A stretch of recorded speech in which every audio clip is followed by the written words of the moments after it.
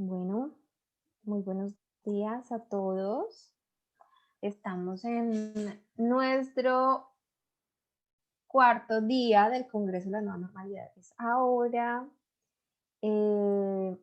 ya estamos en la mañana, tuvimos una charla sobre ventas digitales con Alexander Patiño de We Are Management.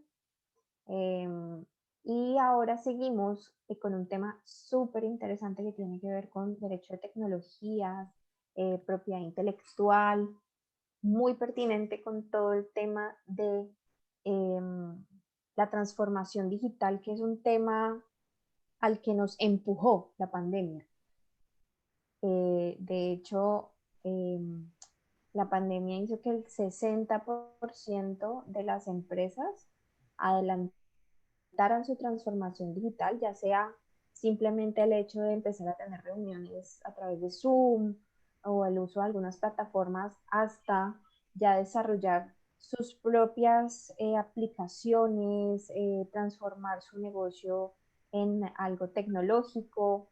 Entonces, vamos a tener esta charla que de verdad me parece que es muy interesante todo lo que debemos saber y conocer eh, para hacer en temas legales para poder hacer nuestra transformación digital. De hecho, Sara y yo estamos súper pendientes porque nosotras también estamos en nuestro proceso de transformación digital, entonces nos interesa muchísimo. Mañana tendremos también una charla ya con expertos en temas de transformación digital, con Cafeto Software, con su COO. Entonces, creo que este es uno de los temas imperdibles. Y quiero darle la bienvenida a Luisa Fernández Herrera, a Catalina Chaparro, de GH Abogados, que están acá para contarnos sobre estos temas. Muchas gracias por aceptar nuestra invitación. También las tuvimos el lunes hablando de la normatividad del trabajo en casa. Y bueno, ahorita aquí súper pendientes con ustedes de todo lo que nos vienen a enseñar. Gracias. No, muchas gracias a ustedes, a Sens, a Laura Payán y a Sara Payán por haber creado este evento tan importante. Como lo mencionaba el lunes, que hablábamos de otro tema diferente que también muy importante pues para esta realidad que estamos viviendo. Esta realidad es ahora. eh, las transformaciones que venimos incluso o los procesos en los que venimos trabajando internamente en las compañías desde antes de la pandemia se hacen necesarios. Cada vez más se evidencia la necesidad de implementar estas transformaciones.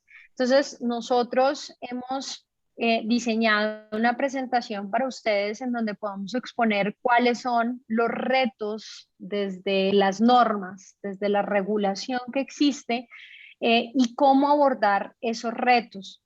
Existen estudios recientes que demuestran que más del 50% de la población colombiana en estos momentos está utilizando las tecnologías de la información para comercializar productos y servicios, para educarse, para capacitarse y también para laborar y trabajar. Todos nosotros, pues no es casual que estemos ahorita reunidos hablando de este tema vía Zoom. Entonces, se ve la necesidad, incluso antes de la pandemia algunos usábamos Zoom de vez en cuando, ahora es el día a día, es nuestro sitio de trabajo. Entonces, de esa forma, hemos hecho unas preguntas que creemos convenientes para ustedes que analicemos y que debe analizar cada una de las empresas que están viviendo esta realidad. Unas preguntas que surgen necesarias para que nos preguntemos, y los invito a todos que se las pregunten, se hagan estas preguntas frente a su empresa y si están realmente adoptando las medidas necesarias para afrontar los retos que ya vamos a pasar a explicar, los retos tecnológicos, los retos de esta transformación digital. Entonces, la primera de ellas, todas las creaciones, también lo denominamos como intangibles y vamos a tratar de hacer esta presentación lo más aterrizada posible sin necesidad de irnos a conceptos jurídicos y de derecho muy complejos. Queremos que sea muy clara y estamos abiertos a cualquier pregunta, cualquier interrogante que puedan tener después y que puedan escuchar también después la grabación. Estamos muy pendientes. Entonces, la primera pregunta es esta: ¿todas mis creaciones están protegidas? ¿Un tercero podría imitar lo que yo estoy haciendo? ¿Qué creaciones puedo proteger yo? ¿Será que si yo tengo un desarrollo de software, cómo lo estoy protegiendo yo? Los modelos de negocio que yo estoy implementando, las presentaciones, estas presentaciones, por ejemplo, los diseños de la página web, ¿será que las estoy protegiendo o será que G. Herrera, por ejemplo, podría imitar alguna de las ideas que ustedes están desarrollando y plasmando? Este tema es muy interesante porque el conocimiento en términos económicos, el conocimiento es un bien no rival ni excluyente. Es muy difícil que yo este conocimiento que le estoy dando ahorita, en estos momentos, es casi imposible que yo pueda restringir la utilización de este conocimiento por parte de ustedes. Yo no puedo restringir esa utilización, pero para eso el derecho tiene unas respuestas para restringir en ciertos casos la utilización. Yo puedo imitar a terceros, yo Luis Herrera, ¿será que puedo imitar a G. Herrera Abogados? ¿Y qué puedo imitar de G. Herrera Abogados? La imitación es legal en Colombia y eso es importante empezarlo a transmitir. Y en la transformación digital, y esto es muy importante, dadas las normas que se van dando, sobre todo después de que surge la pandemia, después de abril, marzo del año pasado, del 2020, empiezan a surgir unas normas a nivel estatal en donde se invita a las organizaciones del sector público y también a las entidades privadas que adopten las medidas necesarias para realizar la transformación digital. Y en el medio digital, en Internet la explotación se vuelve más fácil,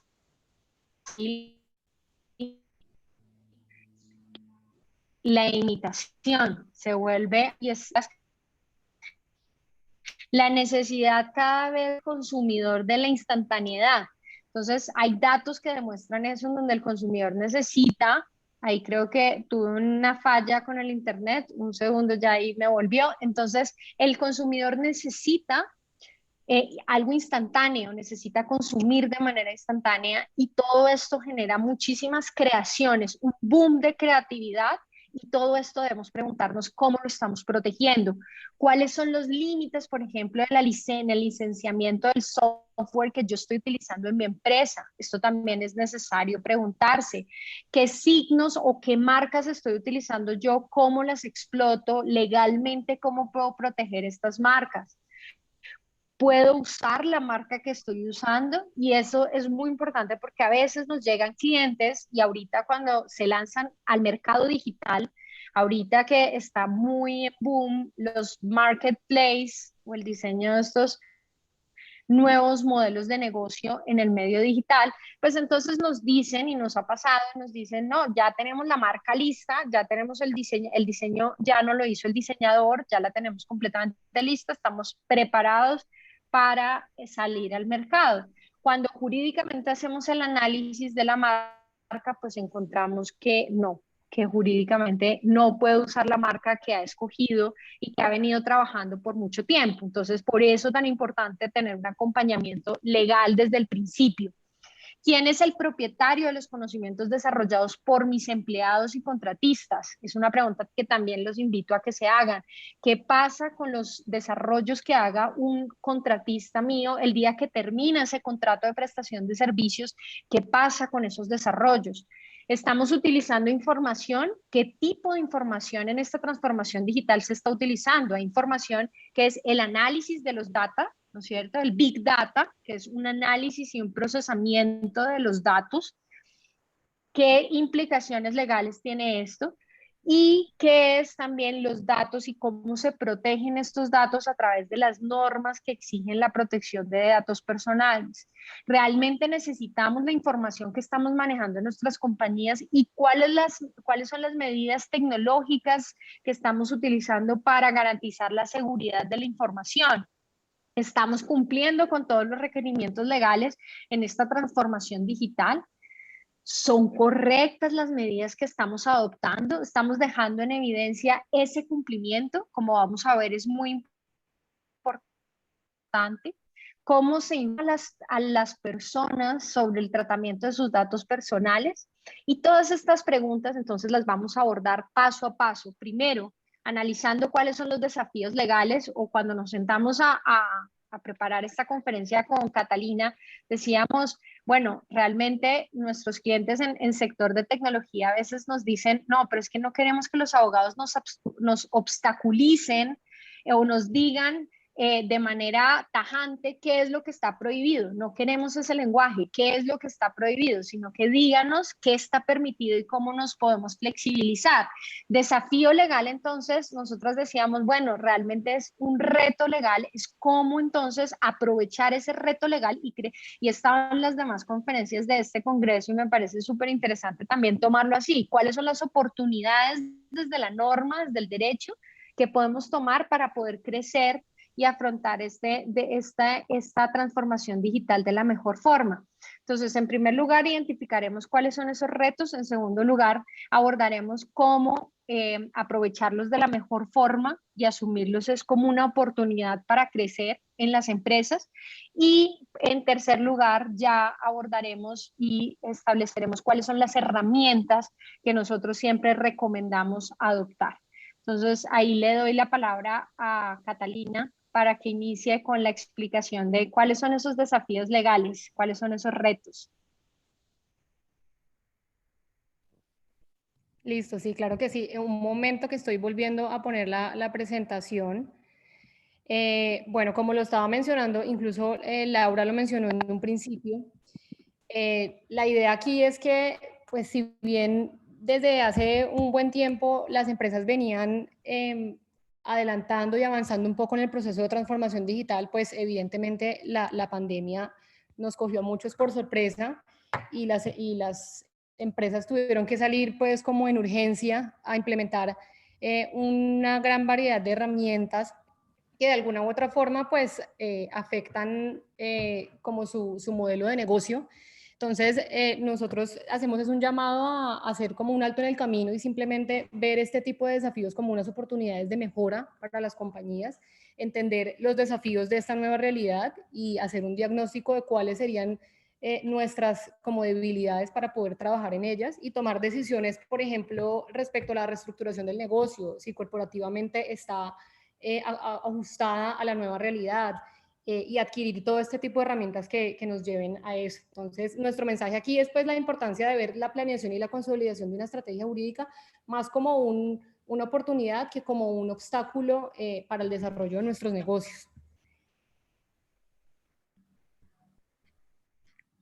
Un segundo.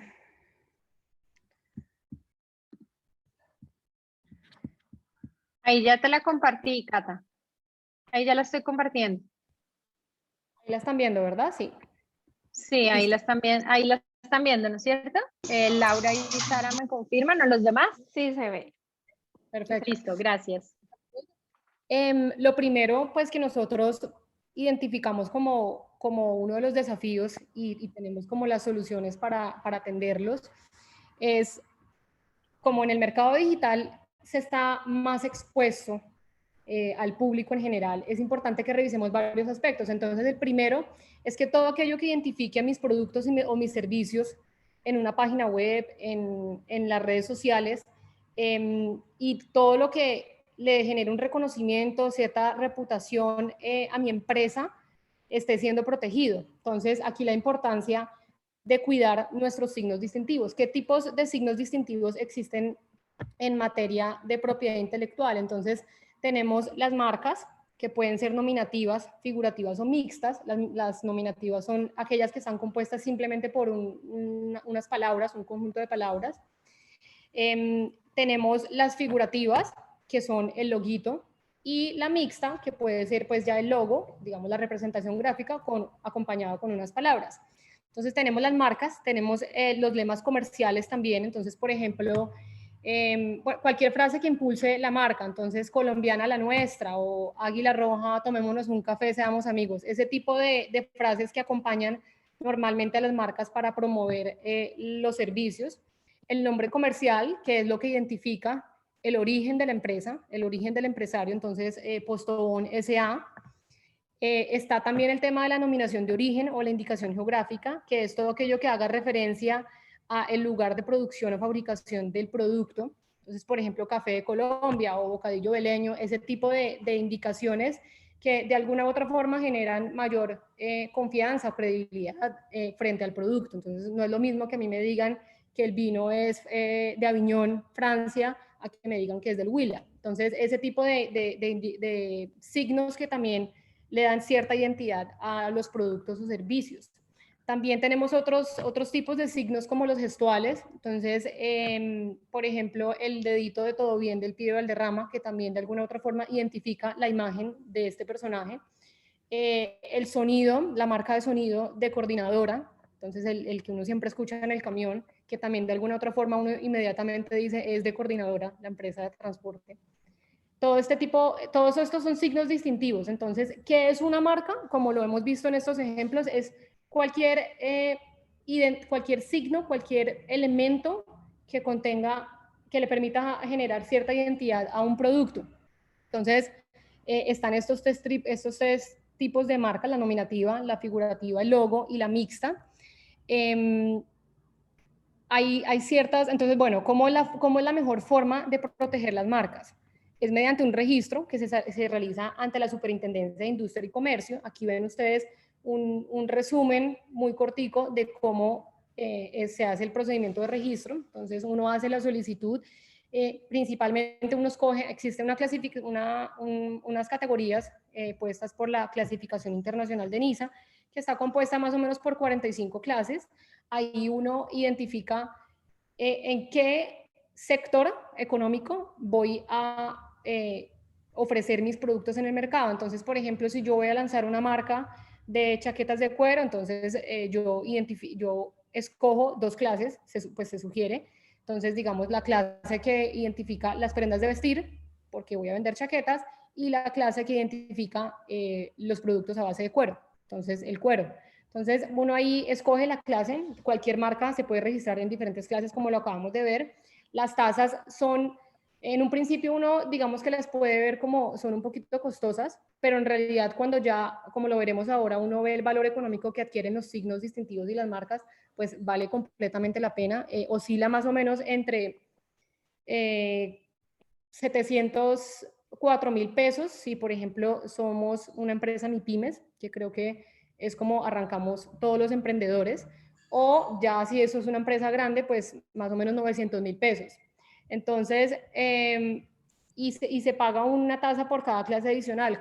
¿Qué se puede registrar? Entonces, como lo vimos ahorita, cualquier signo, pero entonces hay que tener muy en cuenta que existen unas causales de irregistrabilidad. Entonces, verificamos que el signo que yo escogí sí sea registrable. ¿Qué tenemos que ver básicamente ahí? Que tenga distintividad, es decir, que no haya nada similar o idéntico en el mercado, que me vaya a impedir un futuro registro. Y también que no esté dentro de las causales de irregistrabilidad. Están incluidas en una decisión de la Comunidad Andina. Son básicamente, por ejemplo, no podemos registrar aspectos que le den ventaja funcional a un producto. Entonces, por ejemplo, la parte inferior cóncava de la botella de vino, o la forma del papel higiénico. Ese tipo de aspectos no se pueden registrar. Tampoco se puede registrar cuando ya es una designación usual del producto, cuando se ha vulgarizado. Entonces, el típico, lo que pasó, por ejemplo, con Kleenex, que inició siendo una marca y al final ya todo el mundo se refiere al Kleenex como el papel en sí.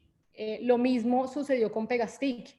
Pegastick empezó siendo una marca y ahora cualquier persona se refiere a Pegastick independientemente del origen empresarial. Entonces, tampoco se pueden registrar este tipo de elementos que ya han sido vulgarizados y tampoco aquellos signos que constituyan palabras muy genéricas. Entonces yo no puedo registrar cafecito caliente porque pues no tiene nada de distintivo y simplemente me está describiendo el producto y eso pues genera ciertas restricciones a la competencia que no están permitidas. Una vez yo registre la marca, ¿cómo sigo protegiéndola? Entonces, vigilando que ningún tercero haga uso de ella sin mi autorización. Entonces, en caso de que lo haga, pues presento posiciones en contra de esa solicitud de registro, haciendo un uso constante de la marca en los términos tal y como la registré. Entonces, si yo registré tal logo en color azul, no puedo usarlo luego de una forma más chiquita, en otro color, como que no puedo tergiversarlo porque eso podría generar que alguien solicite la cancelación de esa marca. También a través de contratos con diseñadores de las marcas, esto es para que quede muy claro que si así yo contraté a un amigo, a una empresa de diseño para que me generara la marca de mi empresa, ellos no tienen el derecho sobre la explotación de esa marca. Entonces, muy importante tener en cuenta eso. Y también el tema, pues ya cuando uno le genera valor a su marca mediante contratos de explotación, como la licencia o a través de franquicias. Entonces, esta es la gran ventaja, como las formas de protegerlo. Por supuesto, ahí lo importante es tener en cuenta que los efectos que tiene el registro de la marca, pues me da todo el derecho de la exclusividad sobre el uso de la marca. Entonces, el único facultado para usar la marca en el mercado es Laura Payán, es la única que puede usar Sense como marca. Y si alguien lo hace, pues hay posibilidad de acción penal o hay posibilidad de acción civil ante la Superintendencia de Industria y Comercio o ante la jurisdicción ordinaria. Hay muchísimos mecanismos para protegerlo una vez uno tenga ese derecho exclusivo sobre la marca. Y pues impedir, como lo mencionamos ahorita, que terceros intenten registrar algo similar a lo mío, porque pues de alguna u otra forma va a poder generar cierta confusión entre los consumidores que me va a afectar mis ventas. Entonces, esos son como los dos derechos principales. Hay otras consecuencias que entiendo y por supuesto con toda razón es lo más importante para un empresario y es que las marcas terminan generando un valor económico cuantificable en los activos de la empresa. Entonces, aquí podemos ver varios ejemplos de cuánto puede llegar a incrementar el patrimonio de una empresa si su marca está bien protegida. Entonces, ahí lo importante es que de alguna u otra forma esto aumenta el valor de la compañía en sí y también pues la gran ventaja comparativa, por supuesto, además entre competidores, que me voy a diferenciar en el mercado y voy a captar mayor atención si mis signos son de verdad muy distintivos. Entonces, esto, palabras más, palabras menos, se va a resumir en que voy a incrementar mis ventas y buenísimo para cualquier emprendimiento. Entonces, la conclusión sobre esta materia es que si yo no registro mi marca antes y lo hago luego de que ya mi negocio haya empezado, corro el riesgo, primero, de que ya exista alguien parecido y no lo pueda registrar y ya mis clientes me reconocen por X signo. Segundo, de que esté dentro de las causales de registrabilidad que vimos ahorita y ya no lo pueda registrar tampoco. Y tercero, de que si alguien lo está usando similar y yo no lo tengo registrado, no tengo ningún derecho de decir, oiga, usted está usando una marca similar a la mía. Entonces, esa es como la primera recomendación que nosotros hacemos en cuanto a la protección de los intangibles en todo el proceso de transformación digital. Es muy importante lo que dice Cata anteriormente frente a los signos distintivos, y más ahora con la transformación digital, de verdad uno se encuentra situaciones, empresas que no saben cómo aprovechar y lo ven como un trámite más. Ven el registro de la marca, de verdad, además que el nombre da mucho para confundirlo como un trámite que yo debo hacer y de hecho se confunde con el registro ante Cámara de Comercio de la sociedad. Cuando se constituye la sociedad es diferente la razón social que a mí me dan cuando yo constituyo la sociedad, el nombre que yo le he puesto a la sociedad, que me puede servir como nombre comercial, que es otro signo distintivo que identifica al empresario, pero no identifica los productos y servicios. Porque digo que a veces no se sabe esto y es muy importante. La protección de los signos distintivos y lo que yo utilizo con independencia del sector en el que yo esté, cualquier sector necesita la identificación de sus servicios y productos, necesita un nombre para que el consumidor pueda identificar calidad, pueda identificar cantidad, pueda identificar todo esto. Todos consumimos Colgate por algunas calidades que estamos buscando en una crema de dientes, ¿sí? Entonces, en ese sentido, nosotros nos encontramos o me he encontrado con situaciones en donde no se aprovecha la marca, marcas que podrían ser en estos momentos y estar entre estas categorías que tenemos en este cuadro acá, que podrían incluso invertir cada vez más y ser unas marcas valiosísimas, y me refiero a marcas nacionales, no lo tomaron como un trámite, entonces dicen, ya pasamos por este trámite, pero no tienen un acompañamiento en donde puedan identificar cuál es el potencial jurídico que yo le puedo invertir a la marca, cómo yo puedo aprovechar, por ejemplo, los colores. Como lo decía Cata, hay diferentes tipos de marcas. El color, por ejemplo, es posible registrarlo, es posible volverlo en algún momento dado notorio. ¿Listo? Entonces, un color que está protegido, por ejemplo, en Colombia, es el color de manzana Postobón.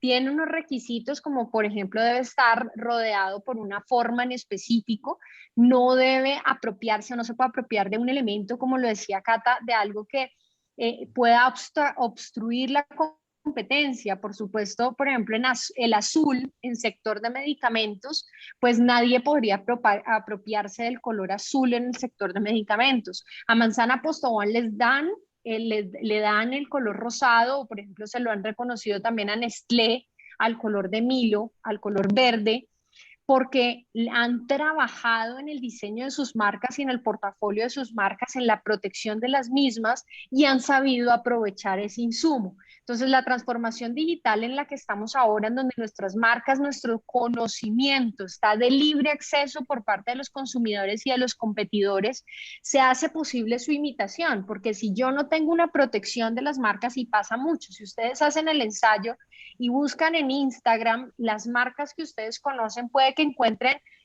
30 o 3, pues a veces es más de una o más de 2, pero a veces incluso hemos encontrado situaciones en donde hay 10 o 15 sitios en Instagram o perfiles en Instagram con el mismo nombre. ¿Ahí qué sucede? Pues desvías la clientela, no hay claridad sobre la calidad de identificación de tus productos y servicios. Sobre esto pues se puede ahondar mucho más, pero vamos a avanzar frente a estos puntos. Entonces, como lo explicaba Catalina, pues hay unas acciones que se pueden tomar si hay terceros utilizando las marcas. ¿Qué sucede frente a otros derechos de propiedad intelectual que pueden existir sobre el conocimiento? Yo siempre hablo del conocimiento, pero el conocimiento está plasmado, puede estar plasmado en una marca, puede estar plasmado en un libro que yo escribí, o también puede estar plasmado en un software, por ejemplo. En Colombia, el software está protegido, como seguramente lo saben, por derechos de autor. No está protegido el software en sí mismo considerado, no podríamos hablar de una patente. Es posible proteger invenciones implementadas por computador, que tendrá que tener unos requisitos para superar los requisitos establecidos por las normas en esta materia para que pueda efectivamente protegerse mediante patente. Entonces, abordémoslo desde la primera perspectiva. El software entonces está definido por nuestras normas como una obra, y es una obra que debe cumplir también, como con todas las otras, como con la obra artística, como con la obra literaria, debe cumplir con unos requisitos, y el fundamental, el esencial, es que deba ser original. ¿Qué significa que un software sea original? Pues hay muchos puntos técnicos que habría que tocar, que ahorita no alcanzamos en este espacio. Sin embargo, lo fundamental es que vaya más allá de su funcionalidad y que tenga unos elementos que permitan catalogar o permitan identificar que está plasmada la personalidad del autor en el software.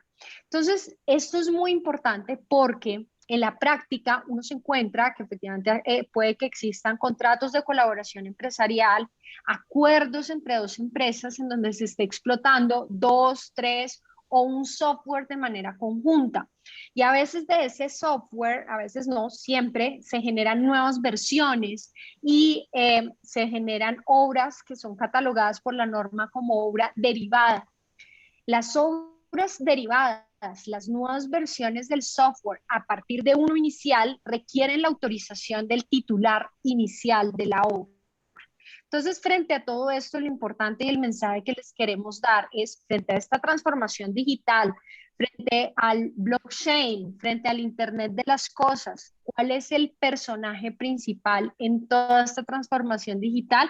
Por supuesto es el software, porque es la herramienta principal que estamos utilizando. Ayer uno de los clientes con los que nos reuníamos nos decía, es el activo principal que yo tengo. Entonces, si no tengo claridad sobre la titularidad de ese software, no tengo claridad si yo puedo o no explotar ese software de mi empresa, pues estoy perdiendo la posibilidad de seguir invirtiendo y de tener realmente la seguridad. Nosotros los abogados hablamos de la seguridad jurídica, que en otras palabras, en palabras más sencillas, es la tranquilidad de dormir tranquilo con que el personaje principal de mi transformación digital, el software que yo estoy utilizando como licenciatario o que yo estoy utilizando como creador del software, realmente lo estoy haciendo de manera legal, acorde con las normas. No va a haber nadie que me va a reclamar unos mejores derechos, como podría suceder si Catalina es mi desarrolladora de software y yo la contrato para que me desarrolle un software para gestión de procesos, por ejemplo, en derecho, para la gestión de unos procesos que yo tengo en diferentes juzgados. Pues resulta que Catalina es mi desarrolladora, pero si no celebramos un contrato de manera clara, por más de que yo en mi concepción y con mis empleados y con mis socios yo tenga claro que ella solamente es una contratista, el día de mañana, si no tengo claras las reglas entre nosotras dos y soy exitosa en mi negocio y mi software progresa y lo comercializo y lo exploto, pues Catalina el día de mañana me puede demandar por infracción y me puede decir, oiga, yo era su contratista, pero yo en ningún momento le cedí mis derechos patrimoniales. Entonces es muy importante tener en cuenta. Primero, ¿cuál es la protección del software? ¿Qué es efectivamente una obra originaria? ¿Cuáles son las líneas de código que efectivamente pueden catalogarse como parte de la obra originaria? Identificar si la interfaz de usuario también puede tener una protección independiente o integrada al software. Identificar cuáles son esas partes, además de los ya señalados de las líneas de código, en particular las que sean originales, son originales y son protegibles. Ahorita hay un caso el más importante que se ha proferido en el mundo sobre derechos de autor y en materia de software. No es trasladable ese caso a Colombia, sin embargo, lo traigo a colación porque sí va a tener efectos importantes en la explotación del software en el mundo. Es el caso de Oracle contra Google, en donde Oracle demandó por el uso, a Google lo demanda por el uso de su lenguaje de programación Java y de unos sistemas de Java a partir de los cuales se desarrolló unas obras derivadas en donde se evidenció que existió una copia de unas líneas de código y son más, en estos momentos no recuerdo el número, pero eran más de 11.000 líneas de código. Al final se concluye en esta sentencia que no era relevante esas líneas de código para el software en general. Y ese análisis es muy importante que se haga caso a caso. En Colombia tenemos unos casos muy similares que se han discutido en sede arbitral, en donde se ha discutido hasta dónde Catalina, al ser mi contratista, puede después también, con el desarrollo que hizo, puede llevarlo a otra empresa. ¿Cuáles son los límites? Hay que establecerlos caso a caso y cada caso tendrá su particularidad, pero es importante analizarlos y tenerlos muy en cuenta. El registro es otro tema que también lo hemos visto como que se asume como si fuera un trámite más, un trámite adicional, como si fuera a sacar un documento que se requiere, ya tengo esto, entonces cumplí. Ese solamente es el inicio y no es solamente un trámite. ¿Por qué? En derechos de autor, a diferencia de lo que explicó ahorita Catalina en temas de marcas, la marca definitivamente solamente se protege si yo la registro a la Superintendencia de Industria y Comercio. Que no, que es que yo ya fui a la Cámara de Comercio y yo ya registré mi sociedad y yo ya tengo una sociedad debidamente constitutiva, yo no necesito registrar marca. Lo siento, pero realmente todavía no has registrado tu marca, todavía no la tienes protegida, solamente constituiste tu sociedad. En derechos de autor, el software no es necesario, en software o en materia de obras literarias, obras artísticas, no es necesario su registro para que se constituya. Catalina puede decir que ella es desarrolladora de su software, ¿listo? Pero ¿qué pasa? Que en un proceso judicial es su palabra contra la mía frente a la titularidad del software, ¿listo? ¿Cuál es la prueba más importante de que efectivamente ella es la titular? Y sobre todo si yo no me le adelanté, porque en propiedad intelectual es una carrera, es el que primero llegue a la oficina. Entonces, si yo no me le adelanté a Catalina y Catalina hizo su tarea juiciosa de hacer el registro del software, pues por supuesto que ella tendrá un elemento probatorio en un juzgado y me podrá decir, pues yo tengo la prueba de que yo tengo un mejor derecho que usted. Entonces, son puntos, como les digo, que se puede ahondar más, pero que es importante analizar, al menos tener en cuenta en esta transformación digital, tener en cuenta qué necesito yo para registrar estos software, como es el programa de computador, la descripción técnica del programa, material auxiliar y, muy importante, la identificación de los contratos que yo pueda tener con mis desarrolladores de software. Paralelamente tenemos entonces la posibilidad, como les decía, de protegerlo también mediante patente, pero esa patente debe ser una invención implementada por computador, que vaya más allá de la idea abstracta y que cumpla con unos requisitos en específico que trae la norma. Catalina mencionaba la norma base de propiedad industrial, que son de estos términos que estamos hablando, que es la decisión 486 de la Comunidad Andina. Y nacional, a nivel nacional tenemos otras normas en esta materia y específicamente solamente para que la tengan como pulguita en la oreja, para que la tengan en el tintero, la ley 23 del 82 es la base fundamental para derechos de autor. En propiedad industrial, en materia de patentes, entonces todos escuchamos que es una patente y a veces hay confusión con la marca y se piensa que la patente es la marca. Entonces a veces he tenido también clientes que me dicen, no, yo ya patenté. Entonces uno se va a mirar, bueno, ¿qué patentó usted? No, y se identifica que lo que tiene protegido es la forma como identifica sus productos y servicios.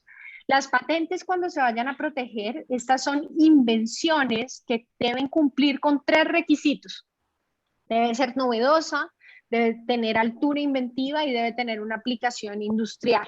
En esencia, debe ser nueva en el estado del arte, en el estado de la técnica en específico, y no puede haber sido obvia. Entonces, si un experto en la técnica analiza la invención, no puede concluir que ya se podía llegar de manera obvia a esa invención. Y finalmente, la aplicación industrial que sea susceptible de aplicarse en un sector industrial en específico. Del registro se derivan unos derechos, se derivan unas obligaciones y se derivan unas posibilidades de garantizar que la patente se respete. Pero acá lo importante, tanto en marcas como en derechos de autor, como en patentes, es tener en cuenta el elemento que ya lo hablaba Catalina también, es primero tener claro cómo estoy yo protegiendo mis intangibles. Y como les decía, primero no es solamente un trámite, y segundo, no es solamente un trámite que y ahí finalizó, sino que apenas estoy iniciando la carrera para seguir explotando mis intangibles y aprovechar estos desafíos de la mejor forma. ¿Por qué? Porque a continuación viene la explotación. Yo solamente puedo realmente monetizar ese conocimiento que yo he generado si lo sé explotar bien.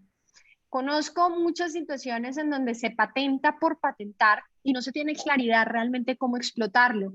En cambio, también encuentro empresas que han tomado la decisión de no patentar, sino conservar secretos empresariales. Entonces, parte del acompañamiento es ese también que se ofrece, es poder identificar cuándo es mejor patentar, cuándo es mejor proteger como secreto empresarial o cuándo es mejor proteger de otra forma. La gestión contractual entonces me garantiza a mí la forma de gestionar y de explotar económicamente los derechos, de poder garantizar que sí voy a monetizar eso que yo he generado. ¿vale? Entonces hay unos modelos contractuales que como empresa digital me permite la innovación constante. Uno de ellos es, por ejemplo, que es muy común encontrarlo, contratos de colaboración empresarial, como joint ventures, contratos de ingeniería. Los menciono solamente como ejemplo, pues porque no alcanzamos a ahondar en ellos, pero son muy interesantes cada uno de ellos. Las franquicias.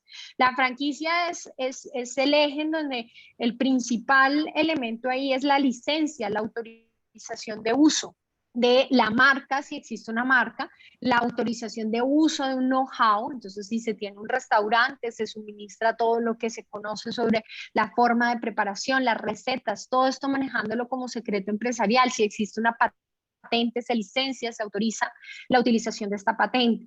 Estos contratos que tenemos acá expuestos son también conocidos como contratos de transferencia de tecnología. Y estos, hace un rato estaba escuchando una conferencia sobre la innovación en energías renovables y energías verdes y cómo todo esto, la inversión, las decisiones de inversión están relacionadas con estos contratos que estamos exponiendo acá e íntimamente relacionado con cómo yo protegí mi activo intangible. En segundo lugar, y nosotros le decía ayer de manera jocosa y nos reíamos con Catalina, yo le decía, pues es que realmente al final todo esto está en cuál es el secreto de proteger el secreto. Entonces yo le decía, es que el secreto está en proteger el secreto de todas las compañías y más en compañías en transformación digital. Y por eso es importante identificar cuáles son esos activos intangibles antes de tomar cualquier decisión y cuáles son esos modelos contractuales frente a la información confidencial para proteger el secreto. Existen acuerdos de confidencialidad, cláusulas de confidencialidad en acuerdos ya suscritos, política de gestión de riesgos frente a lo que pueda suceder y al manejo de la seguridad de la información. En tercer lugar, ¿cuáles son otras estrategias contractuales que se pueden adoptar o unos modelos contractuales que existen? La cesión de derechos patrimoniales, y eso es muy importante porque Catalina, si decide gestionar o explotar su software, ella no lo puede hacer o lo podría llegar a hacer si ella puede cederme los derechos morales, por ejemplo, pero bajo el derecho no se va a entender como escrita esa cláusula, no tiene efectividad de esa cláusula, no se puede hacer válida esa cláusula por cuanto se entiende por no escrita esa cláusula. Lo único que se puede explotar son los derechos patrimoniales. Sobre el software existen derechos morales y patrimoniales. Y ojo con eso, muy importante decírselos porque a veces sucede que entonces empresas empiezan a generar, por ejemplo, campañas publicitarias o empiezan a publicar documentos que se han elaborado al interior de la compañía. Y conozco casos en donde el diseñador los demanda después por no haber revelado el nombre de la persona, porque el nombre es un derecho moral. Catalina me podría demandar a mí después, con posterioridad, por yo explotar ese software y no haber revelado que Catalina es la autora. Le estoy negando ese derecho moral de paternidad a Catalina. Entonces, estos son pues algunos de los elementos a considerar frente a la propiedad intelectual y ahora abordaremos la importancia de la protección de datos personales. Gracias, Luisa. Sí, siguiendo como en esta misma línea, otro desafío con lo que los empresarios se han tenido que enfrentar en esta era digital, pues es que obviamente al manejar todo vía online o por redes sociales, por supuesto que se incrementa la cantidad de bases de datos que uno maneja. Entonces ahí, como las preguntas que hacíamos al principio de esta exposición, preguntarnos como que el empresario se pregunte, oiga, ¿de verdad yo necesito esta información que le estoy pidiendo al cliente? Si yo lo que estoy vendiendo es X producto, ¿no me basta solo con el nombre, la cédula y el domicilio?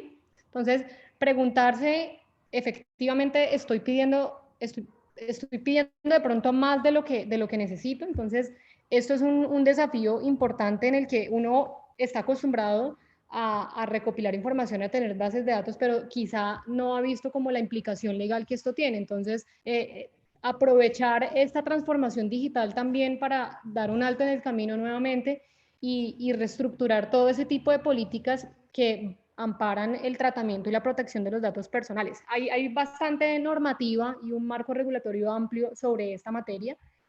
No los voy a llenar de esta información. Aquí lo importante es, bueno, primero tengamos en cuenta algunas definiciones. Entonces, ¿qué es un dato personal? Un dato personal es cualquier elemento que sea parte de la identidad de cualquier ser humano. Entonces, cualquier información que esté vinculada o que pueda asociarse a una persona, sea correo electrónico, sea dirección de la casa, sea nacionalidad, cualquier dato que identifica a una persona. ¿Cuáles son los datos sensibles? Los datos sensibles son aquellos que ya se involucran un poco más con la personalidad de un ser humano. Entonces, ¿de qué partido político es? ¿Está de acuerdo con el aborto o no? Ese tipo de información, el tipo de sangre, todos esos elementos que ya van un poco más allá de una información que podría llegar a ser pública. El tratamiento está definido como cualquier actividad que haga un empresario o un responsable del tratamiento sobre los datos de una persona X. Entonces, desde que se recolecta, se almacena, se usa, se circula o se transfiere con otras personas hasta que se elimina. Todas las actividades que se hagan sobre ese dato. ¿Qué es la protección? Aquí lo importante es tener en cuenta, más allá de definir qué es la protección que todos sabemos, es tener en cuenta lo que se está protegiendo no es el dato como tal, sino la persona que está detrás del dato y los derechos de esa persona. Entonces, ahí ya va muy alineado con qué es el término de habeas data, que equivocadamente mucha gente dice el derecho de habeas data. Sí, son derechos, que son los derechos de los titulares, pero la materia se llama tratamiento y protección de datos. Entonces, habeas data se refiere exclusivamente a los datos, a los derechos que tienen las personas sobre sus datos, que ya lo vamos a ver en un momento. Y la autorización también es una definición que no la tenemos aquí, pero es muy importante y es ese consentimiento previo, expreso e informado que cualquier titular nos da para que nosotros podamos tratar sus datos. Entonces nosotros como firma de abogados pedimos cierto tipo de información. Entonces, por supuesto que le enviamos a nuestros clientes una autorización para que nos permitan usarla para los fines que nos contrataron. Entonces, ¿con qué debemos cumplir las empresas? ¿Qué tienen que tener ustedes en cuenta al momento de lanzarse al mercado? Entonces, hay unos principios rectores que resumen la ley de protección de datos. Son el principio de la finalidad, que es la obligación que tenemos de obedecer a una finalidad legítima, a un propósito que fue autorizado por el titular. Entonces, yo le estoy dando a usted esta información para que usted me despache la mercancía a mi casa, no para que usted me inscriba en publicidad de X cosa, por ejemplo. El principio de veracidad y calidad, que es que la información que el responsable, que la empresa tenga sobre el titular, sea veraz, sea completa, sea exacta y se mantenga actualizada. Se mantenga actualizada, o sea, que corresponda a la realidad. Entonces, se prohíbe el tratamiento de datos parciales, incompletos y demás, es lo que sea cierto. Está también el principio de transparencia, que se resume en que el titular en cualquier momento puede pedir información sobre los datos. Venga, ¿usted qué información tiene mía? Esta ya no quiero que usted la tenga. Entonces, en eso se resume el principio de transparencia. La legalidad, que es obviamente que cumpla con las disposiciones de protección de datos. El acceso y la circulación restringida, esto va muy alineado con el tema de las medidas de seguridad, que no cualquier persona tenga acceso a la información que yo le estoy dando a un empresario, que lo veremos un poquito más adelante como aquellas herramientas que cualquier empresa debe implementar. Entonces, por ejemplo, si yo la necesito transferir a otra empresa, es porque estaba autorizado así o porque se necesita para la finalidad para la que me suministraron esa información. Entonces, por ejemplo, dentro de un marketplace como Mercado Libre, el comprador me información a mí como intermediario, pero yo en ese sentido estaría autorizado para compartir esa información del comprador con el vendedor directo, porque es precisamente para la finalidad que se me suministró esa información. Entonces, este principio se resume en no divulgar la información y mantenerla muy en reserva y en confidencialidad, y esto va muy alineado con el principio de seguridad, que lo que hace es obligarnos a que durante todo el ciclo de vida del dato, incluyendo identificación, la medición, el control y el monitoreo, se adopten medidas técnicas, humanas y administrativas para mantener esa información en reserva. En eso se resume la norma de protección de datos. Eso es lo que cualquier empresario debe cumplir. Para ello se han impuesto obligaciones de generar una gran cantidad de documentos, sobre todo porque, esto es aquí muy importante, y es que, pues como Colombia entró en la Organización para la Cooperación del Derecho Económico, la OCDE, la Superintendencia de Industria y Comercio, que es la entidad que regula estos asuntos, ha asumido una posición un poco más estricta y ahora nos exige a los empresarios cierta responsabilidad demostrada. Esto se conoce como el término accountability. Y eso lo que se resume es en que cualquier organización, en la organización tiene que existir una estructura administrativa proporcional a la estructura del responsable para poder implementar todas estas políticas de protección de datos.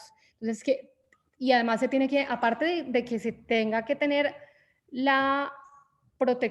todas las políticas, también tiene que dejarse evidencia de ellas y demostrarlas en caso de que la superintendencia nos requiera. Entonces, esto le ha aumentado un poquito como la rigidez a esta materia, pero como lo veremos ahorita, no es un tema engorroso y es muy, muy sencillo de cumplir siempre que se tenga con todos los documentos que ya veremos. ¿Cuáles son las principales razones por las que se sanciona en Colombia? Porque la información que tiene el responsable o que maneja el responsable no es veraz o no está completa, porque no existe la autorización previa para poder tratar esa información, porque no hay prueba de la información. Entonces aquí es muy importante siempre dejar esto por escrito, un correíto, donde le digan, cuando uno se mete a cualquier página que le dice autoriza la política de tratamiento, autorizo. Entonces siempre dejar como la evidencia en caso de que se nos requiera, que no se suprima la información cuando el cliente no lo solicite. Si a mí un cliente me dice, oiga, ya no quiero que tenga la información mía, perfecto, inmediatamente tenemos que suprimirla. Por esto también se sanciona mucho en Colombia y porque no se garanticen los derechos de habeas data, que ya los vamos a ver.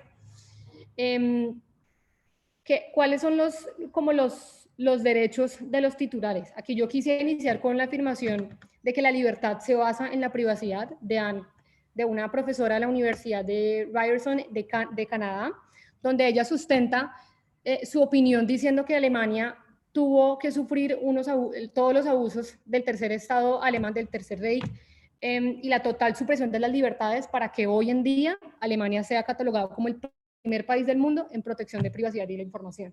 Entonces, aquí lo importante es el secreto, es que en el lugar de la divulgación sea como la herramienta legal, que el secreto sea utilizado como la herramienta legal más poderosa para proteger muchas inversiones en este campo. Entonces, aquí volvemos a lo mismo, tomar esto, todas nuestras bases de datos, toda la información que tenemos como una ventaja comparativa y aprovecharlo en esta transformación digital. Los derechos principales de los titulares de los datos son conocer la finalidad para la cual se tratan, acceder a ellos en cualquier momento, solicitar la corrección, actualización o que se eliminen definitivamente, ser informado del uso, presentar demandas ante la superintendencia si yo considero como titular de un dato que me los están vulnerando, revocar esa autorización o solicitar prueba de la autorización. ¿Cuáles son los mecanismos de protección? Existen muchos.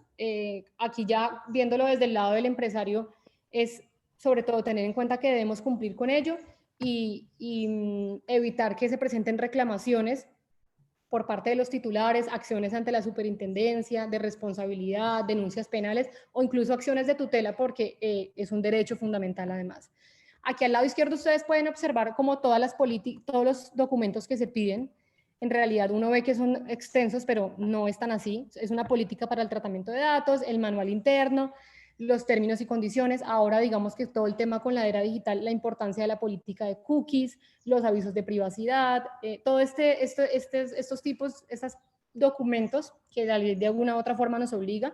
Y entonces ahí lo importante es contar con esos documentos, adoptar las medidas para implementarlas y que se estén de manera permanente dentro de la compañía, que haya buenas prácticas en la incidencia de seguridad, un enfoque preventivo de los riesgos, que se haga, bueno, aquí un tema muy importante es que en el tema de las buenas prácticas en los incidentes de seguridad es importante que se contenga, o sea, en caso de que haya una fuga de información, por ejemplo, esto es un incidente de seguridad, que se contenga el incidente, que se haga una evaluación preliminar, qué tipo de incidente es, cuándo pasó, a quién afectó, qué fue lo que pasó, por qué pasó esto, se evalúen unos riesgos, se identifiquen los daños, se notifique a la superintendencia, me pasó esto, los afectados fueron estos, e informarle, por supuesto, al titular. Esto es como una buena práctica que nosotros sugerimos.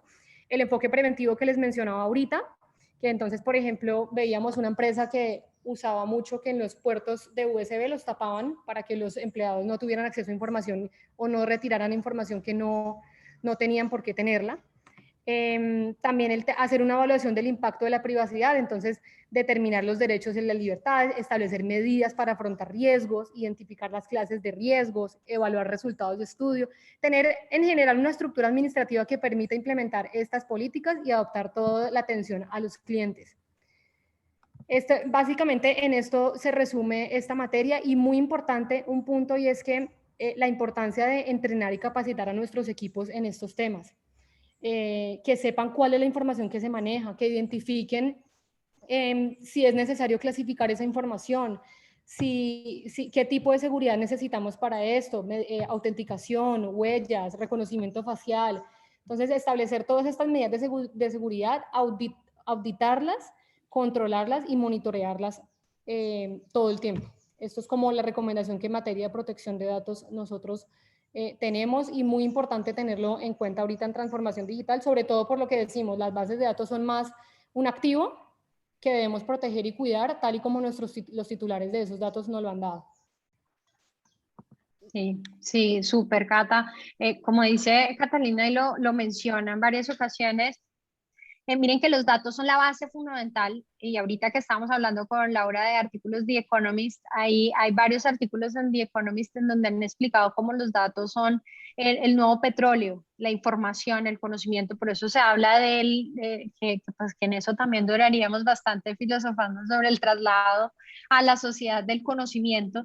Y cómo pues es importante, el eje fundamental es cultivar proteger ese conocimiento que está generándose, y entender que también de manera paralela estoy explotando unos datos, y que es esa explotación de los datos. No es casual que los 4 grandes, pues lo que tengan principalmente básicamente son nuestros datos.